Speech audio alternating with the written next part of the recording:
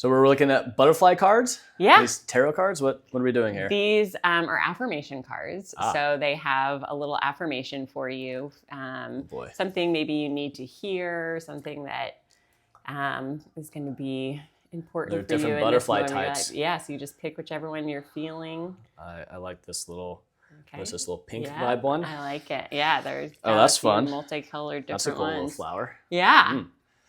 Okay. Are you picking one too? Yeah, I'll pick one too.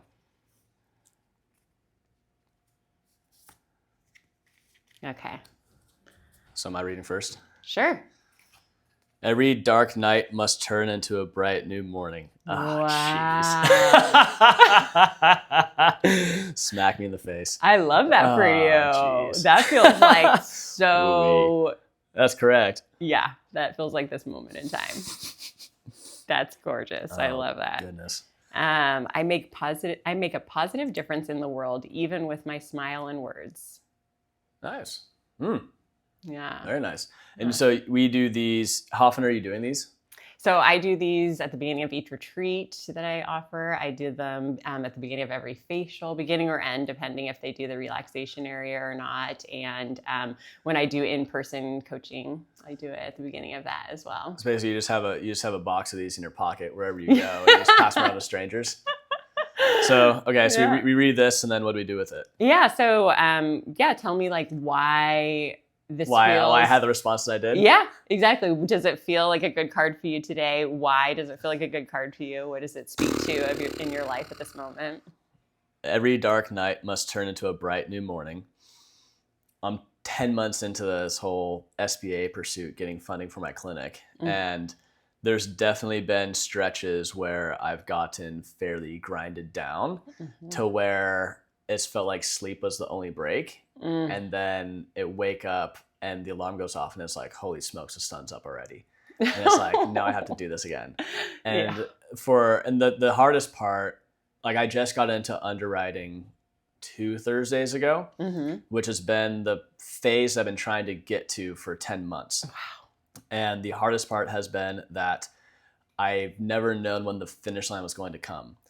And so it was 10 months essentially of just like running somewhere in some direction, hoping I'm moving the needle without knowing if I'm going in the right direction or without knowing like when the finish line is. And every time I got all the things done that was requested of me by the loan officer, he'd be like, okay, cool. Now I need these 5 things.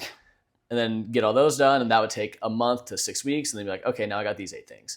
And it's like, dude, give me all 68 things and let me just start hammering all these out versus titrating me along this just like honey path of 8 things at a time every 2 months and make this whole, and I think part of that is they're trying to vet me to be like, okay, is this kid serious or not? Versus like most people would have probably quit like 2 to 3 months in and be like, this is too hard. I'm just going to keep doing what I'm doing. And there's definitely been like when I think of this, every dark night must turn to a bright new morning. I think of the nights where that was my break. And then it's like, and then the morning of like waking up and I see the light in my window and being like, all right, I gotta go do this again. Gotta go push the sled in the mud and hope we get somewhere. And there's definitely been a phase. Like I got grinded down in August. I got grinded down in like end of October, early November. The last week, I felt a lot of just all the stuff because now it's like, now that I'm in underwriting, it's a different storm where I get the funding. Do I have leads for patients? Because now I'm on the hook. Or if I don't get the funding, then it's like all the stuff that I sacrificed and gave up over the past 10 months to get to where I'm at. It's just like a kick. And then it's like, well, now where do I go? So yeah, it's a whole like March's gonna be a big month. Yeah. But then there's also like there's a phrase in a poem I know where it's, I'm thankful for the days of doubt when it was hard to see that all things work together for the good that is to be. Wait, say it again, slower. I'm thankful for the days of doubt when it was hard to see that all things work together for the good that is to be. And that's whenever I get to that part of the poem, like that's the one that's just like, yeah, okay, we're good and stuff. So yeah, that's a nice one. Curious. Yeah. Crazy. Yeah, no, I love that. I love that for you because that expression of like, it's always the darkest before the dawn.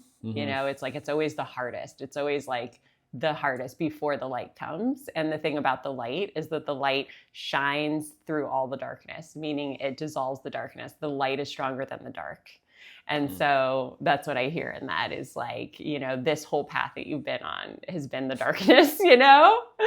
And it's like always darkest before the dawn. Like it's always the hardest. It's always the most grueling in some ways, but you've had many of those throughout. It makes me think of like when you're hiking a hill and you can't see the top and you think maybe this is the top of the mountain, and you get to the top and you realize like, no, there's another one to climb and another one to climb and another one to climb. And to always think you're maybe that close to the top and never knowing that, like you said, you didn't get those 68 things. You just kept getting this like, oh my God, maybe this is the top of the mountain, and just never knowing how much further you had to climb, and you're still in it. Yeah. It's funny. I had this mindset for during college baseball and also chiropractic school of like when you're summiting some big thing, instead of looking at the top of the mountain. I've told this to so many people too. It's like when you're summiting some kind of mountain or you're climbing a ladder, instead of looking at the top of the ladder, just look 10 feet at a time, trusting that you'll get there. And it's really easy to say. And then at some point, that capacity, you can hit bandwidth with that. And you can hit that zone where it's like, now I'm getting tested of being like, can I still stick with that mindset and that approach? And this is definitely probably testing me. One of the most of all the pursuits I've done. This has been arguably the biggest test I've gone through so far. Yeah, definitely. So, yeah, these is like, as I've been witnessing this in your life, I just keep saying like, it's one of those things where in life where you're like, I wouldn't wish this on my worst enemy, you know, not that we have one worst enemy, but you know what I mean? And you're just like, oh my God. Just observing like, the gladiator in the arena being like, holy smokes. But yet it's like such an accomplishment. It's such a success. And, you know, one of the things I found that's really interesting that I've heard like with working with people is that the things that bring them the most fulfillment in their life, the things that they really look back on and really think like this was such a beautiful, powerful moment, held a lot of darkness and held a lot of things to overcome.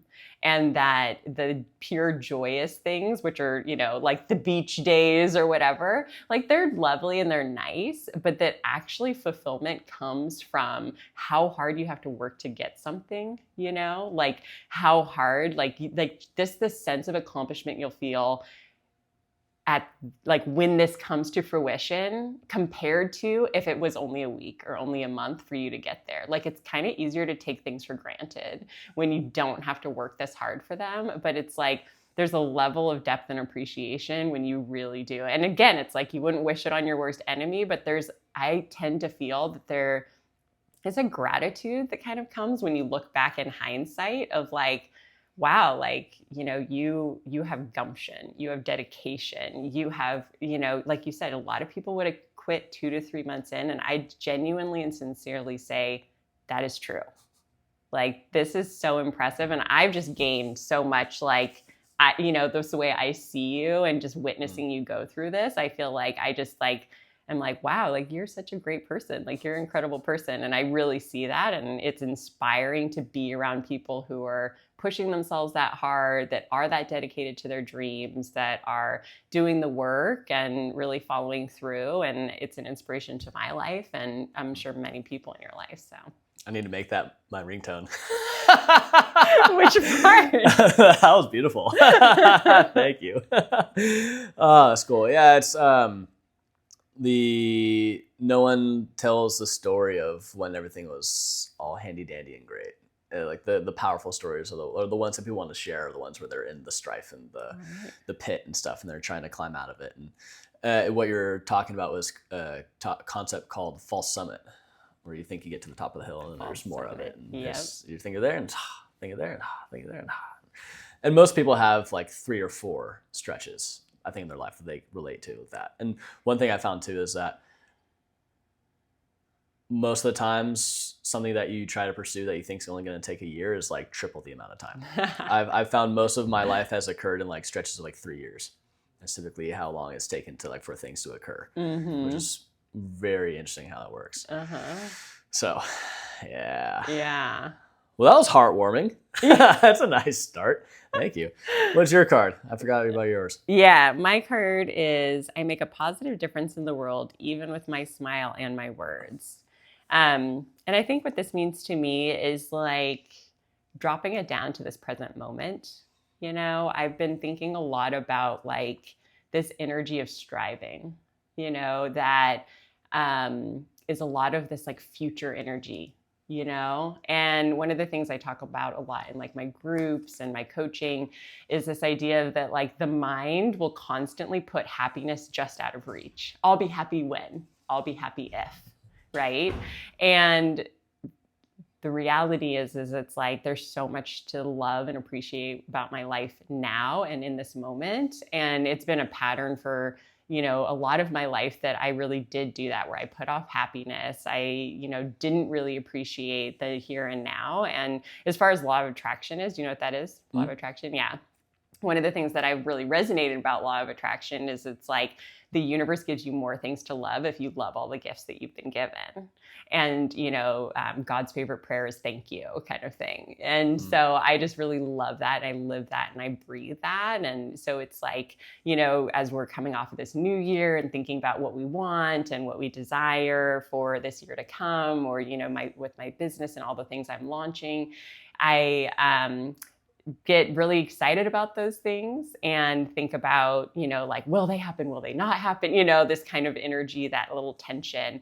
And I really just feel like I have so much already that if none of those things happened, I would still be happy. And to just keep connecting to that like the impact that I want to give this world, you know, offer these programs where people can really transform their life and heal and feel just abundant and joyful and feel like they had a life well lived. You know, that is a beautiful aspiration and I hold it very dear, but I don't want to neglect the things that are amazing in this moment and the impact I can have each and every day just by offering a positive word or a smile. Like earlier when that lady was, I don't know if you heard what happened, but I like walked in on someone and going to the bathroom. And then we passed each other in the hall later. And she's like, I don't lock the door because I'm nervous about like getting locked in. And we just like had this really sweet moment of connection and just chatted for a minute. And I just felt bright, you know, and I love those moments. Like I just love any and every moment that I get a chance to just like connect with somebody and share a smile and share a story. And even if it's just for a second. And so I feel that this card to me says like, don't neglect the beauty and the importance of all those sweet and precious moments that I have each and every day. Because even with my smile and words, I make a positive difference in the world. Yeah. Have you always been very tapped into present moment awareness? Or did that take a lot of work to get to that point? I would say probably not. Yeah. Yeah, that's a really good question. Yeah, I mean, I think that I was very much like so many people are, where they feel like a little squirrely, right? They're like, oh God, meditate for 5 minutes. That sounds horrible, you know, like 5 minutes. And so, you know, I would say meditation kind of comes to mind is like, you know, really trying. I probably started meditating in my 20s to pause and get quiet. And what does that look like? What does that mean? And I think that that is one of the things that has helped me cultivate, like just being able to be here in this moment. Gratitude practice has been a huge, huge part of my life. I really went through like a dark night of the soul where I hit a huge depression and really went to like a very, very dark place. And I just knew so much about the power of the mind and that, you know, like we have neural pathways that get really well established and how to build new ones. And it takes a lot of repetition. So it was like listening to affirmations, doing gratitude practice. And somebody said to me during this period of my life, they were like, you are the most positive, depressed person I've ever met. Because I started to be able to, I was changing my mind. And so I started to be able to, like appreciate all that was around me and also feel the feelings. And part of the feelings where I used to always say it feels like Santa Claus is sitting on my chest. Like it was literally a physical experience of feelings. It was, emotion, like lots and lots of crying. It was just like heartache. My thoughts would go to a dark place. But because I'd practiced so much gratitude and these affirmations, I would also be like walking through a courtyard and just be like, oh my gosh, look at the way the sun is coming through, and like, look at the green, and look at the, and I was just in the sense of gratitude. And gratitude to me, yes, it can be about the big things, but it's also very often like the present moment, right? Like, oh my God, warm water came out of the faucet today. And yeah, so. Are you open to sharing what was going on during that time? Yeah, So how old were you? Like 20, like low 20s, mid 20s? I was, it's a good question. I was 30, I think. Okay. Yeah. Okay. So this was like. And this is mid meditation and gratitude. And yeah. So I'd already done a lot of work. So Okay. I probably didn't have a huge gratitude practice at this point, but I definitely had done a lot of like mental emotional work. And, like you said, like you don't get to like fast forward or skip, like just because you're going through now all this stuff, right? And you said it happens like 4 to 5 times in people's life, right? That they might go through something that just like rocks your world. And that's just the truth, is like, there's no, way to avoid those things in your life. You're still going to get a chance to, I don't like the word tested because it doesn't have enough love in it to me. I feel like these are the things that grow us, they really do, and they transform us, and it's a gift. And so I feel like we don't get to fast forward those. We get those even if we've done our work, we just have a little bit more tools and practices. But it was my Phoenix moment. So I really related to that. Someone said to me during that time, this idea of like, that even through our lives, we had times where we kind of all burned to ash and then rebuilt again anew.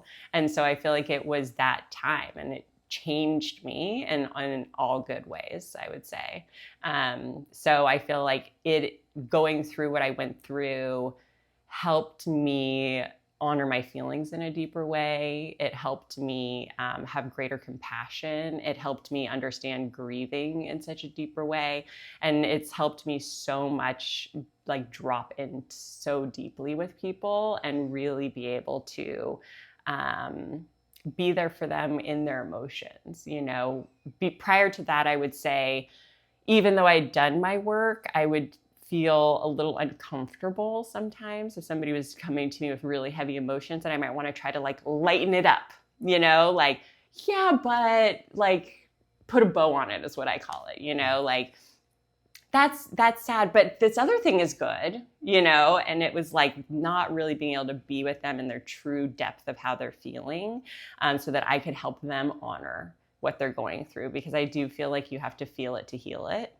And so, so it's been a huge, huge gift to my life, because I think the most important thing in my life is connection and being there in community with others, and having heart-centered connection.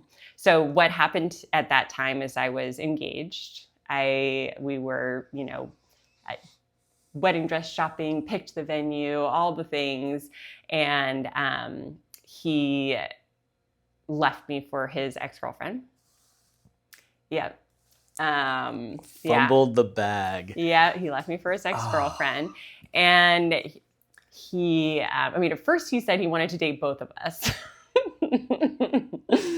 And then he got mad at me when I gave him his ring back. But anyway, so it's like, that really hurt me. What a chump. That really hurt me when you did that. That dude messed up.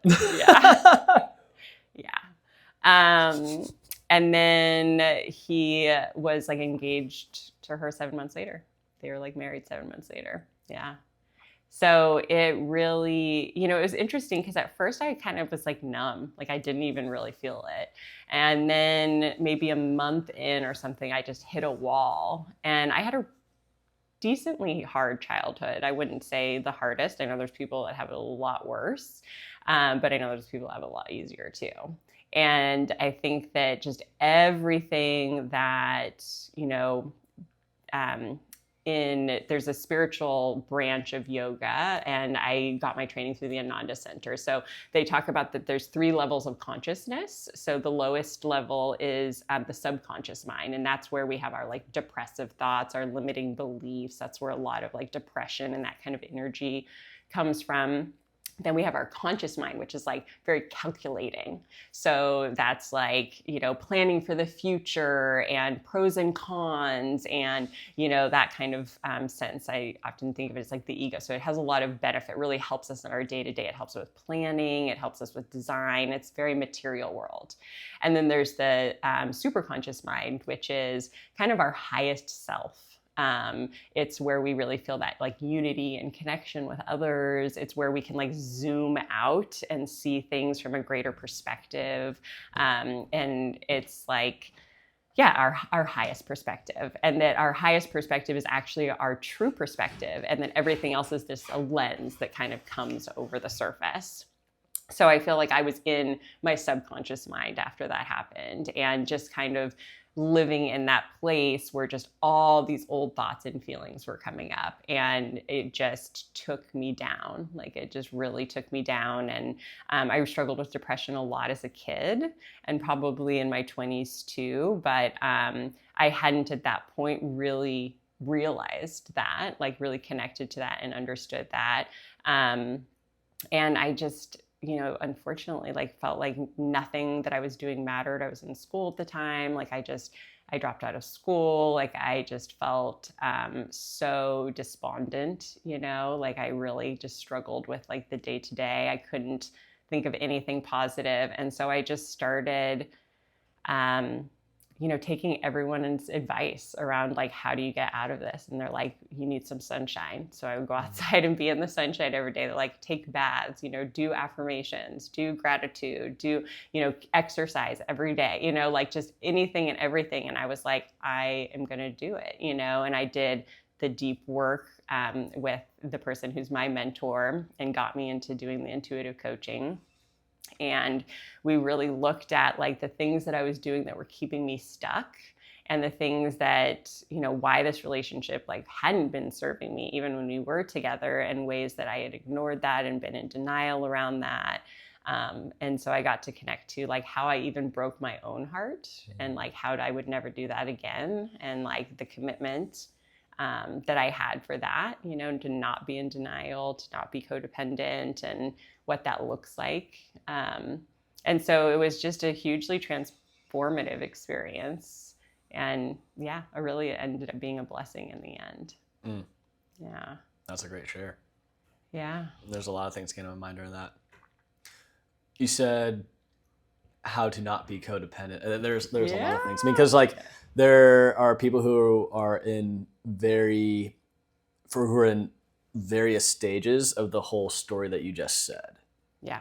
And they're probably yearning and seeking, where do I start? How do I get out of this current mode? And you probably mentioned like 6 stages of like people are like, tell me more. Yeah. So if we start from the beginning of that, for the person who is in that stuck mode, you went to mentors or people around you asking for advice. What was the question that you would ask? I would probably say that's a good question. I think I was just really aware of the fact that I was like in a depression at that point, So like, how do you feel better? Like, how do you feel okay? And so, maybe I would even ask people like, what do you do? What do you do if you're going through a hard time? Like, what do you do to make yourself feel better? And the reality is that I think is really interesting is that like, I'm actually somebody who, believes very strongly that like empathy and validation is probably more powerful than advice a lot of the time. But I really was seeking advice too, and I have worked with people, tried talking with people who are in depressions, and they are just like, do not tell me one more thing I need to do, so I know that's not the answer for everyone, but I was like, help. I was hungry and eager and willing. So Yeah, some people they want action steps, but then everyone tries imposing on them what it is to do Yeah. just based off their own experiences, and then you just have this plethora of this like so many things. Where do I start? What's the one that's going to unlock it for me? And that can be very overwhelming to an already taxed nervous system Yeah. that's already at capacity, been at bandwidth, in a like a hypo arousal state. That's when like the empathy and just being witnessed and seen can make them be like, now someone can kind of, someone is Yeah. like in my inner world with me. That's Yeah. something I've been thinking a lot about recently, is like outer world versus inner world. Like we're all Mm-hmm. witnessing each other's like outer worlds, and we're just each other's observers in the arena, and just like each person is in their own arena, and then everyone around them is in the stands rooting them on. But there's rarely someone who understands what's going on internally. We're just witnessing all the externals and stuff, and we're not actually seeing what is occurring in their internal world between their head. That's, I like the three levels of consciousness piece. It reminded me of Joe Dispenza and his work, breaking the habit of being yourself, and like unwiring, rewiring past patterns. You go from thinking to doing to being, and that's all different parts of your brain that can get you to that point. And like you start with the awareness of, I'm in a not good mental state, or I'm having a constant supply of negative thoughts and I can't turn it off. And the subconscious creates, I think, 80,000 thoughts a day, and about 80% of those to 90% of those are negative. Mm. And it's just bubbling up. And then when they bubble up into the conscious and task oriented mind, then it's why, then you get upset. Why are you here? Get out of my head. Da, da, da. You start resisting, and what resists persists, Mm-hmm. instead of just allowing the thought to flow over your mind like water flowing over a rock in a river, just being like, it's here, thank you, like what you said, thank you. And it's like God's favorite prayers, thank you. And it's just the water flows, hits the rock, and, and it's just gone. Mm-hmm. And I think that can help people stay, because people stay in the super conscious mind as long as possible, because that's really where that zone of genius is occurring, and where you feel like your internals are staying slow and everything is just kind of in flow, versus everything being fast and up tempo, and that gets you rushed and that gets you dopamine and cortisol and stuff. And that, but if we can stay in the super mind, then that can keep us in this more expanded, abundant flow state for ideally days, weeks, months, years at a time. Interesting. The I'm curious about the codependency that you experienced, and you said I had to learn how to not be codependent.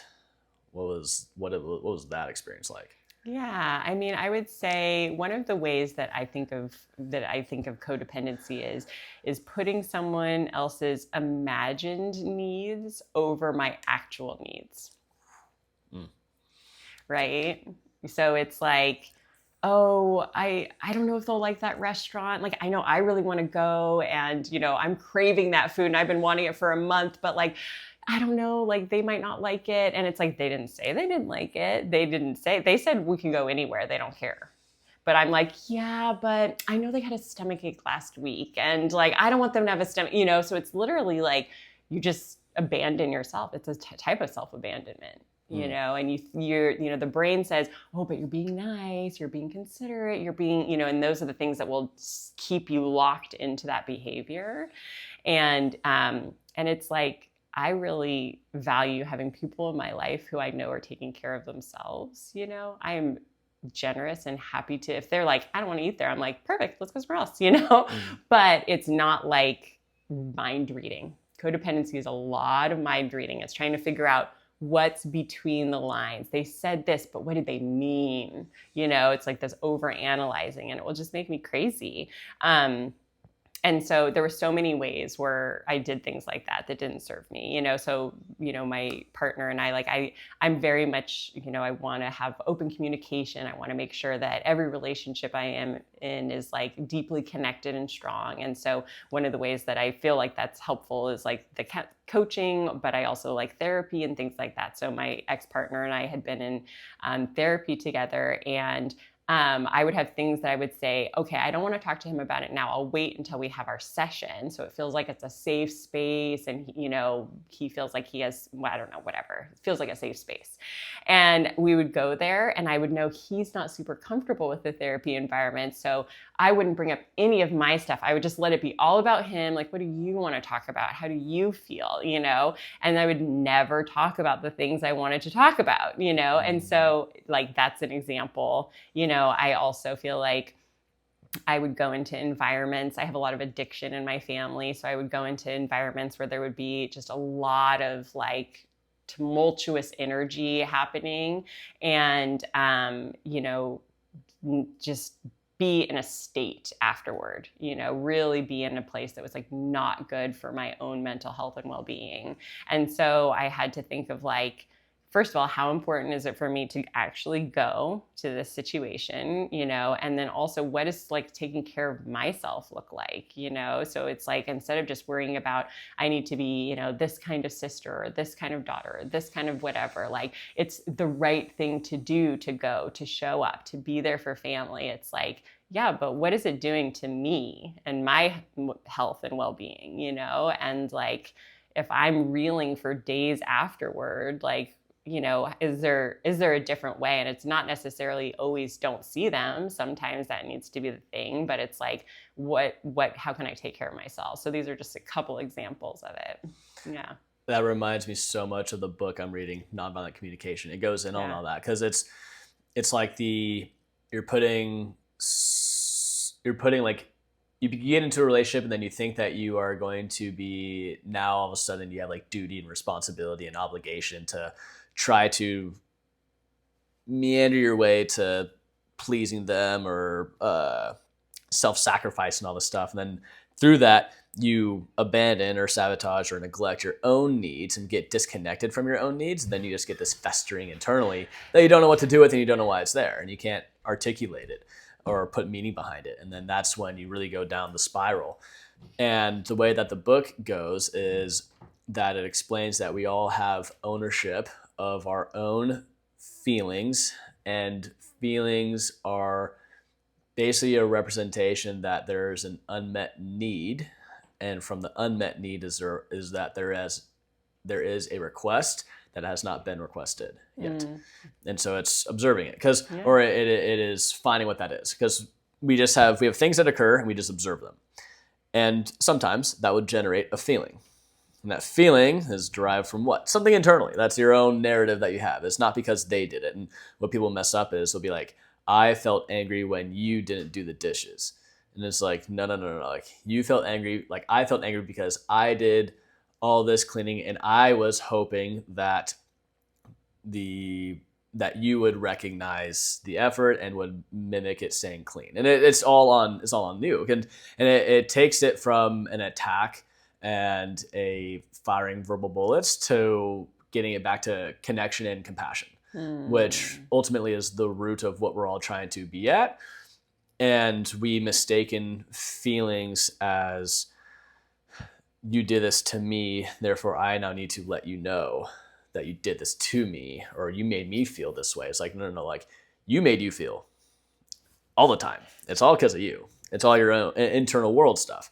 And that's interesting that was your lens of codependency, is I self-sacrifice myself in terms of what I think or perceive they want to do without maybe getting that kind of clarity on what it is they want, and also me not expressing what I want, need, desire, or expect. Or not even valuing what I need, want, or, not even valuing it, right? That it matters, it's just, always putting someone else's needs and wants and desires. And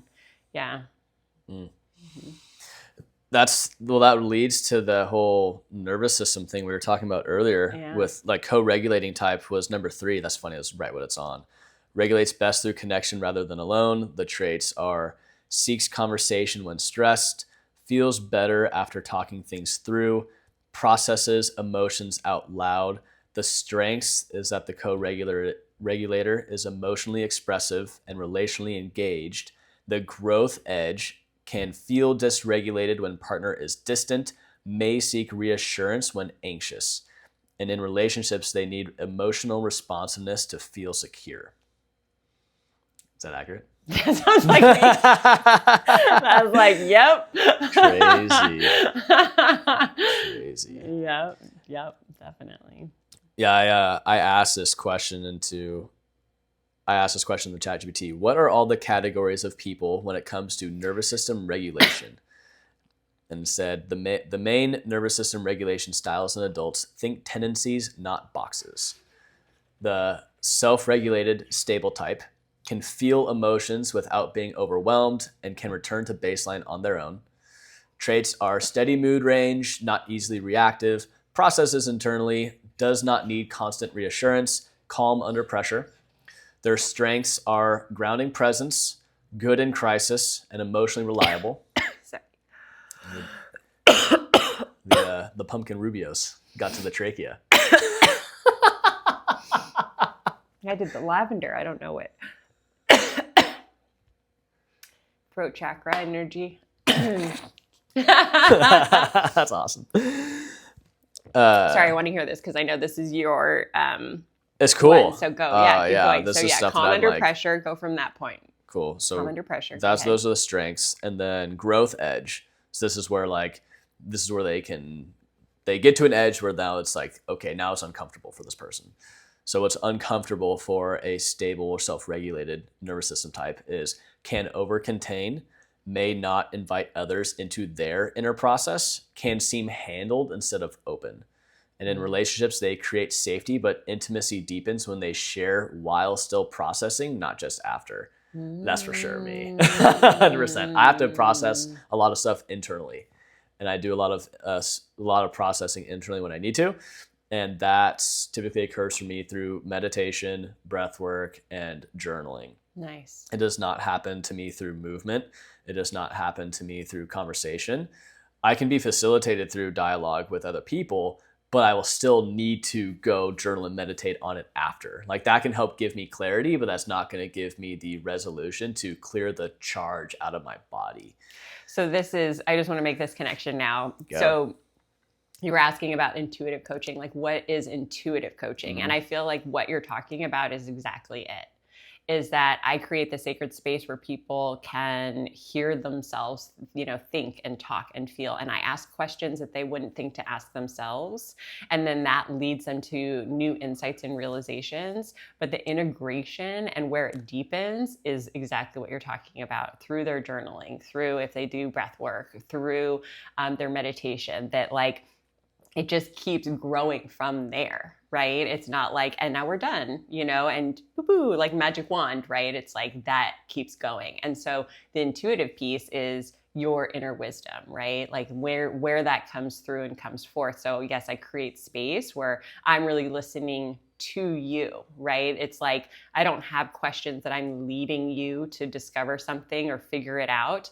Like I am listening for things. I'm listening to your energy as you're talking about things. I'm listening to the feel, the vibration, and then that gives me a question. And the question is not loaded. It's not leading. It's really a curiosity of what about this or what about that, But the work is still that piece of it. I feel like that, and that to me is intuition, which is your inner wisdom is another way that I think of intuition.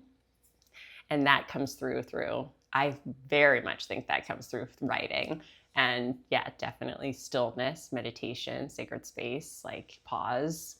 Do you find that people, when they come to you, I'm sure that they're, for intuitive coaching, that they're fairly disconnected from self? Oh, that's a good question. I've worked with so many people over the years, there's an expression that's pain is the touchstone of growth. So yes, some people come in pain, right? They come because they're struggling. And I think there's nothing that will get us over that hump of starting something new or trying something new than being in pain, right? Or oh God, I have to change. I have to do something different and I just need help.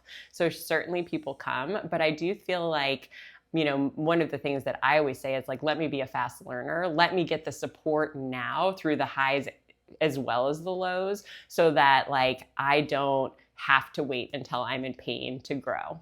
And so I've had people that I've worked with for many, many years. So it's not necessarily like they're in pain. Their life is actually quite good, but they just recognize how much better it gets when they take this time to really get clear of like, what is life teaching me right now? What are the lessons? I feel like we just keep getting the same, one of the things I said around the new year is like, it's a new year, but is it actually new? Like, it's like everywhere I read like new year, new you, but it's like, are you new in it? Like, are you having the same cyclical thinking? Is your work environment any better? Is your relationships looking any different if that was something that you wanted to shift or change, right? And so it's like, how do we actually be new in life? And I think a lot of that is listening to what is coming up for me, like the washing the dishes thing. Like, I love the way that you talked about that. And it also very much, I think sometimes the smallest things are loaded with so many other things of like, I'm not feeling heard in my relationship, but I've always had that mantra in my head my whole life. It's like, nobody cares, nobody's listening, and so it like brings forward like something as silly as dishes is all of a sudden bringing forward something that needs to be heard and seen and honored and healed, so it's like, a lot of people will say they had no idea something was weighing on them or they had no idea what they were going to talk about. And it sounded like a silly thing, but then they're like, wow, like the impact feels so deep and powerful of like, that's why I say like, what is life trying to teach us? Like, if we listen, then that's what's going to really help us like keep elevating to the next step. So sometimes it's not just getting off the floor and getting in the seat. Sometimes it's like having the energy and the courage to take those leaps of faith to prioritize the things that bring us the most joy in life. It sounds like if I were to define intuitive coaching, it is facilitating one's self-awareness pursuit. I like it. Yeah. Almost to a degree. How would you define it? Yeah. Yeah, well, now I'm just like thinking on what you said, the self-awareness pursuit. Yeah, I mean, especially if you're not trying to draw them out or lead them on, is from pure, genuine curiosity for yourself and also facilitating them too. They come in with X and you're like, interesting, okay. Well, then let's just kind of probe at this a little bit and see what comes up. Yeah. And then what comes up, that's like the subconscious bubbling into the conscious. And then now the conscious like, bang, what the heck? And then they need to go do the work to like, okay, well, what am I going to do with this new awareness? Where does this put me? That's kind of where I'm at with that. Yeah. Yeah. I mean, what I would say is that, there's just so much I could say. I mean, I just feel like every single session that I have with somebody, I'm like, this is something that I've learned and grown through my life that I feel like everybody needs to hear and know, So sometimes it's like really about, a lot of times it's a shift of perspective and things that aren't working. And what we think is like what determines our life. And my highest aspiration for all the people that I work with is that through the work that we do, when they look back on their life, they'll be like, hell yeah. Mm-hmm. Truly. Mm-hmm. Because what I have found the most interesting is that I used to think that there was a right perspective and a wrong perspective. There's two different ways of looking at something, either the way it happened or the crazy version. And through 17 years now that I've been doing inner work with women, through all of these years, what I see is that there are hundreds of ways to perceive the exact same situation. Yeah. I mean, like you talked about the like 800 thoughts that we have every day, right? And every single person, we're having different thoughts. So it's like, there are so many ways that people are viewing things. It's baffling, right? And so what I have, so my thing is like, how do you find a new perspective? A lot of those perspectives are built into us from maybe childhoods that weren't very healthy, or our culture through marketing, through, who we're told that we should be. Maybe people have like unhealthy religious stuff that has really weighed them down, and they just all these shoulds, right? All these different things. And so it's like, how do you develop new perspectives? And so it's creating an environment where you can begin to heal those perspectives that are keeping you stuck and blocked, living small, and really transform them so that you really do feel more joy and gratitude and presence, and really have the courage to take those leaps of faith in your life, and move towards greater fulfillment. So I don't know if that answers or fits in what you were talking about, but that is how I kind of feel like what it is. So what occurs during these sessions? Like someone comes in, they got an appointment with you at noon on a Thursday. Yeah. Like I got intuitive coaching with Kristen at Stream Vibrance. I'm going to go do this. And it's their first time. What's that like? Oh, yeah. Well, yeah, first time, I'm like, that would change things probably a little bit if it's their first time, because some people need some time to gain some trust, and so all of that. Let's say they have trust with you. Yeah. Whatever. So 5-10 sessions. If we were doing in person, I also do on the phone as well for some people if they prefer that, or a video call if they prefer that. But come in. They often have some tea. So a lot of the beginning of the session is like grounding, right? Like, your day has happened. You're having these millions of thoughts running through your head. You've been maybe rushing or running late, or, you couldn't find your keys, or you got that email that, like whatever. So the beginning is grounding. So it's like, grab that tea, pick your butterfly card. I wrap people in the longevity wrap, which is a grounding blanket, literally grounds the currents in the body to bring down inflammation. And then we start with like a little guided meditation. And it's really just to slow down and arrive.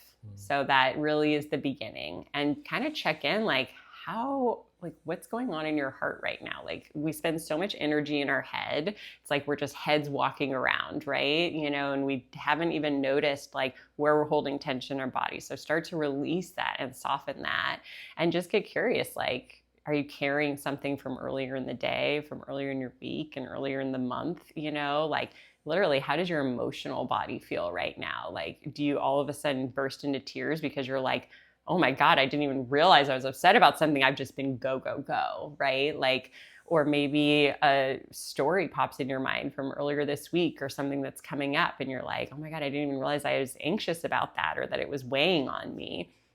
And so that pause really tends to be the moment where people like get grounded enough and centered enough to what needs to be shared surfaces pretty quickly. And then we start to explore that. And then I'll end the session with a little Reiki. So again, it's another grounding piece. So Reiki is like a balancing energy that uses light touch. And so Reiki energy is like, it's an intelligent energy. So it goes where it's needed. And so it just creates centering and grounding. It also helps to get the brain into the theta brain waves, and helps to bring healing to the subconscious mind, as well as the energy systems throughout the body, like the chakra systems and our meridian systems. And it also gives people a chance to pause at the end of all this conversation, and like, again, check back in, because those pauses is often where more insights start to surface, more come. And then we kind of check in at the end again, like, where are you at in this moment? What are you bringing with you? What are you bringing forward? And sometimes there will be a practice that maybe they're going to work towards that week, or that, until I see them next, to focus on. But yeah, so that's generally what it is. That's awesome. Yeah. It gives me a lot of thoughts on what I can incorporate with my patient visits. Nice. Moving forward into, because ours is kind of similar to a degree, where they come in and they go in a resting chair. And then they get a 10 minutes to like be in this reclined chair. Some will ask for a blanket. There's like meditation spa music going on with the water noises like you have outside. A lot of them though don't know how to turn their brain off. a lot of them are still thinking about they're still in the conscious mind. A lot of them will tend to be on their phones, even though I tell them not to. And I really like creating a moment of just like, let's just do a quick. So are you doing the guided meditations? You're speaking. How long are you going for? It's in flow. Yeah. So I would say, some of my sessions are an hour and some of them are 90 minutes. So they kind of vary depending on that. But, maybe 7 to 10 minutes. Okay. Yeah, that would be something I would really like to do with people. Yeah. I definitely want to have meditation, breathwork, journal workshops. Nice. Ideally like on a monthly cycle. Love that. That's something I've been wanting to do for a while that I think I would be really good at. Do them here. Yeah, shoot. Yeah, why not, right? Heck yeah. Yeah. I'll be down. And that'd be something that'd be really cool to incorporate into a patient experience of what they're showing up for. Because it's the scan and the adjustment is like they're getting their nervous system checked, which that's in the end what part of what they're paying the financial obligation is that's what they're receiving. Yeah. But if I can blend and bake in all this other stuff too, that'd be really cool. Nice. Because that's stuff I enjoy. That's stuff I'm passionate about. And that's stuff I want people to be tapped into themselves. Nice. That's part of nervous system care, is that it's not just an objective technological scan with a mechanistic adjustment. Nervous system care, it is looking at the entire nervous system. Is like, it's everything. It's how the whole body functions. It's how the whole body perceives everything. It's how the whole body feels in any given moment. And like you said, there are 100 different ways to perceive one's reality. And typically it is that perception is due to their current state combined with past experiences that influence what's going on in this moment. Oh, yeah. And that can be so variable at any given moment. Like, are they in a grounded season of their life? Are they in a stretched bandwidth season where they're at capacity, they're at burnout, or are they feeling rejuvenated and charged up and they're excited, and they could be do the same exact thing, but from two different lanes have it just diverge and just, and it's the nervous system is just, it's crazy. It's fascinating. There's so much to it that we don't know. And that would be a really cool thing. I love that start and end with, and plus like, what are you carrying into this moment right now? What are you still holding on to from earlier in the day from what happened earlier in the week? And that can lead to a lot of releases. And that can also lead to a lot of awareness. So people be like, dang, like that, I'm still like that gets it out of their body. And that's the concept of the body keeps a score. Yeah. Where what we observe can create a charge in our body. And from a physiological sense, that's the neuro-emotional like chemicals that get generated. Where if I could go back to a time where I felt scared, I would start feeling that in my body. And that would literally change the neurochemical biochemistry of my body. Yeah. Right now in this moment, even though in this moment that's not going on. And so that's really where like your perception can change everything that's going on in your body. That changes how your body starts digesting and absorbing, and blood flow and nerve flow, and how you breathe and how stuff gets processed. And that can lead you towards a state of chronic stress, chronic survival mode, if you don't create the opportunities to get that out of the system. So that's really cool that you create those spaces beginning and end to help them clear and essentially leave here being cleared. Yeah. Yeah. That's cool. Yeah, definitely. No, I love everything you said, because, it's so interesting. It's like, things that generations ago were just like woo-woo, are now like, they have so much more science behind them. Woo's legit. Woo's legit. So legit, and I feel like the nervous system is such a powerful way of supporting all of these things that people, have been saying for a long, long time, right? And that's what's so I love about Joe Dispenza too, that you mentioned earlier, right? Is like, he takes all of that, the science behind the woo woo. And there's so much out there like that. But I love hearing all that you're learning about the nervous system, because it's validating for people to feel like, oh, this really is important and this really does impact my life. And I'm just so grateful for anything that allows people to, make themselves more of a priority and recognize that this is not the decadence, right? Like, if I have time, right? Like, this is the, right? Yeah, like, this is the formula for a life well lived, because when you are regulated, you have better interactions with people in your life. That means at work, that means in your romantic connections, that means with your friends, that means with your children, like everything, you are more able to like think through things. That's not just like an emotional reaction, right? Like, you're not just reacting, you're responding. I was just want to say that. Right.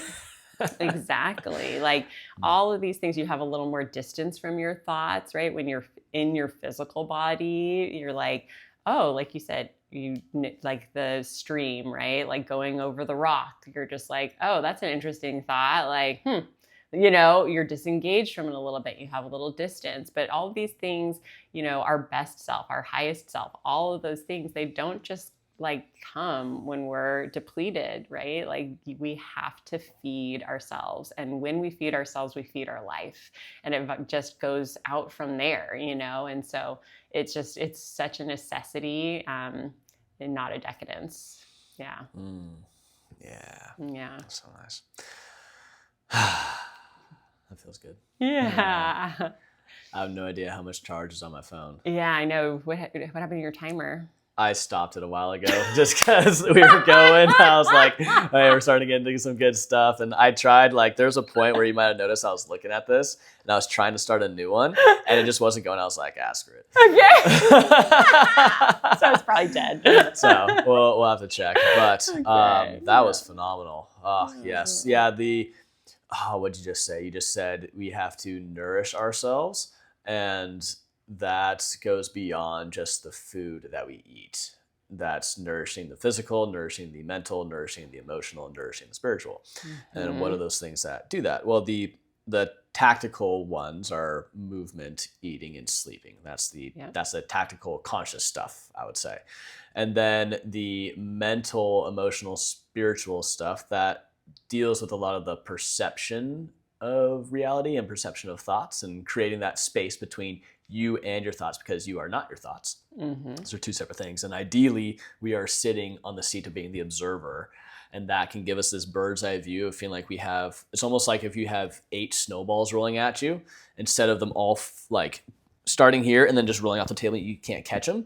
They're starting from out there. And you're just like, okay, here's one, boom, roll it back. Here's one, boom, roll it back. And you're in just this like slow ease flow mode. And I have found for me that I am in that mode when I give myself a morning where I move, I do a little bit of breath, I do a little bit of reading, I do a little bit of meditation, I do a brief journal flow. If I can get that, the rest of my day is very observant, very regulated, very flow-mo, my internals are slowed down, and I'm not really impacted a whole lot by what's going on, and I can be in that healthy, stable state that I tend to be in. On days where I don't do that, well, that can be a little bit kind of compressed, and it leaves me a little bit more susceptible. I do have a pretty good reserve built up in terms of those days, not charge me up, but if it gets neglected for an extended period of time, and then also not being attached to the time duration of how long I do everything. That's that's kind of what I was curious about with how you do your people. With the pre and the post, and then you do all the intuitive coaching in the between, where if I only have 2 minutes to do it, it's like, well, how can I make this a powerful 2 minutes versus like I have to have 10 or I have to have 15 or I have to read a full chapter, otherwise I'm just not going to read it all. It's like, just get what you need. And ideally that gets your brain out of being in such a structured time state into an unstructured time state, and that gets us back into that flow mode, into that zone of genius essentially. So Yeah. Fascinating. I love that. And I feel like, yeah, like there's the ideal but it doesn't have to be all or nothing. Mm-hmm. Right. And yeah, that's so great. Like I always say, like perfection is off the table. Mm-hmm. Let it go.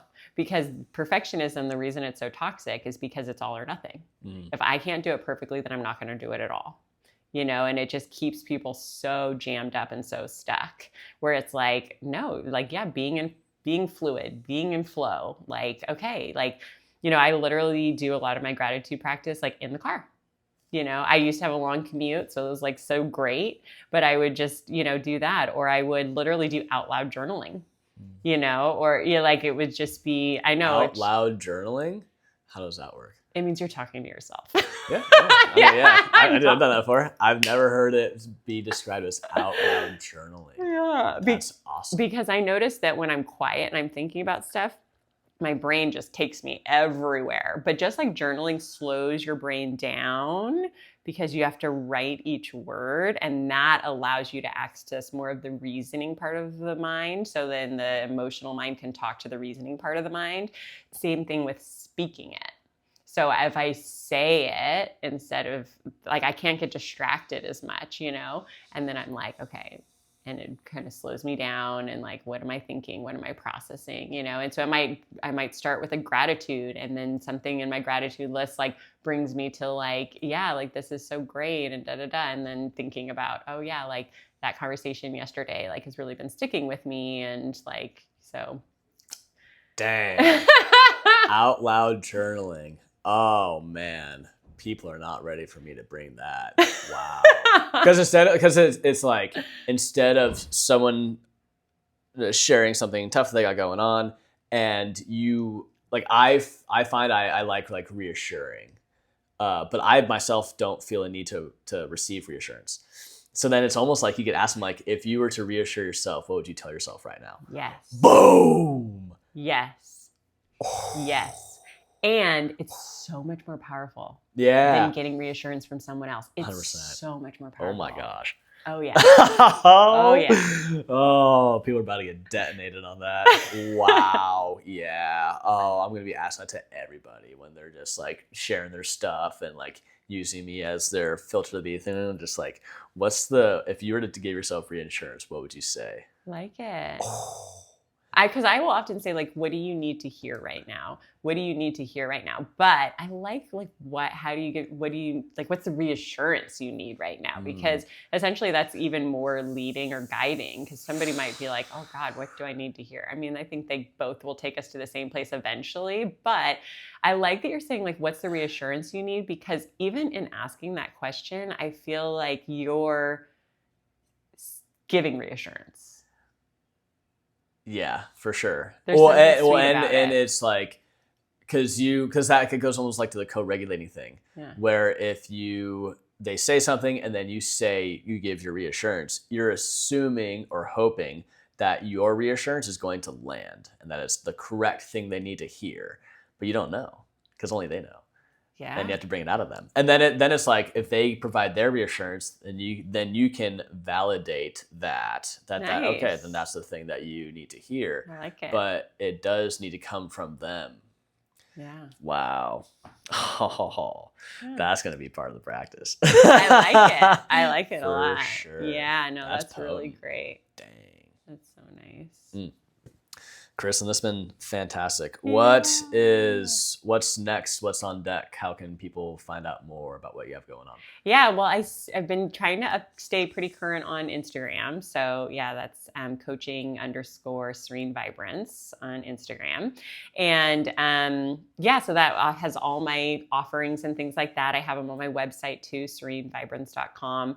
But yeah, I try to do women's circles, gatherings. I always offer the intuitive coaching, do longer programs, workshops, all sorts of, the little mini retreats. So the mini retreats include a facial piece. So we'll do face masks and meditation and journaling, and each one will have a theme where we talk a lot about things we talked about today. So each one will really follow a thread of like a deeper lesson that will be meaningful to help support people on their journey and in their life. When's the next retreat?